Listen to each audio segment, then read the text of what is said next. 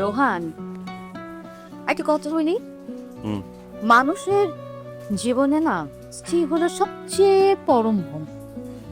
আর তুমি যে ভেবে দেখো, এই স্ত্রী তোমার সব সময় সঙ্গী, তোমার সাথে কাটে, তোমার সুখ দুঃখ বিপদ আপদ সব সময় তোমার পাশে আছে না? তুমি যদি অসুস্থ হও, সবচেয়ে বেশি কষ্ট পায় কিন্তু এই মানুষটা। তোমার সমস্ত কিছুর লায়াবিলিটিস কিন্তু এই মানুষটা নেয় না? তাহলে এই এত কিছু যে মানুষটা করে তাকে অবহেলা করছো কেন? না, আমি তো অবহেলা করছি না, কিন্তু আমার ওয়াইফের থেকে আমারও তো কিছু এক্সপেকটেশন আছে, তাই না? ডেফিনেটলি আছে, এবং সেটা তুমি যদি না চাইতেই পেয়ে যাও, পাও না। আমি কিন্তু যদি মনে করি যে এই মেয়েটা মানে তোমার ওয়াইফ পাইজা, আমি কিন্তু শুধু কথা বলেছি। দেখো, তোমার পুরো ফ্যামিলিকে টেক কেয়ার করে, তোমার মাকে টেক কেয়ার করে, পুরো সংসারে রান্না বান্না। তোমাদের যদি বাচ্চা হয় তাহলে সে বাচ্চার দেখভাল তোই করবে না?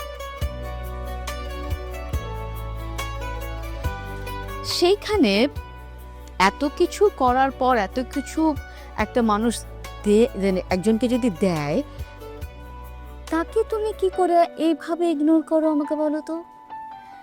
সম্পর্ক ভাঙার আগে না ভাঙনের শব্দ শুনতে হয়।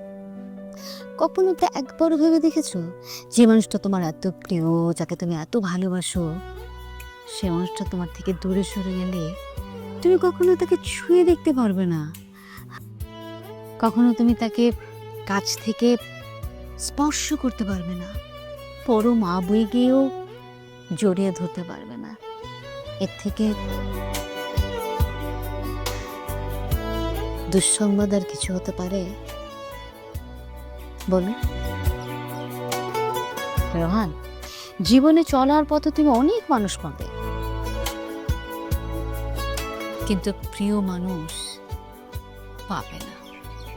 সেই প্রিয় মানুষটাকে না খুব আদর করে, খুব যত্নে বুকের কাছে ধরে রাখতে হয়। আমার কেন জানি মনে হয় এই মানুষটার কাছে you are the special one, you are the different one. Can you imagine?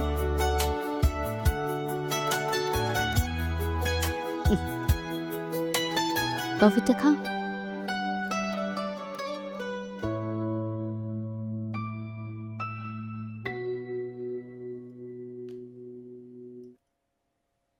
কিন্তু প্রিয়জন কিন্তু আর আসবে না। প্রিয়জন সহজে আসেও না, ছেড়ে গেলেই কিন্তু হেরে যাবে।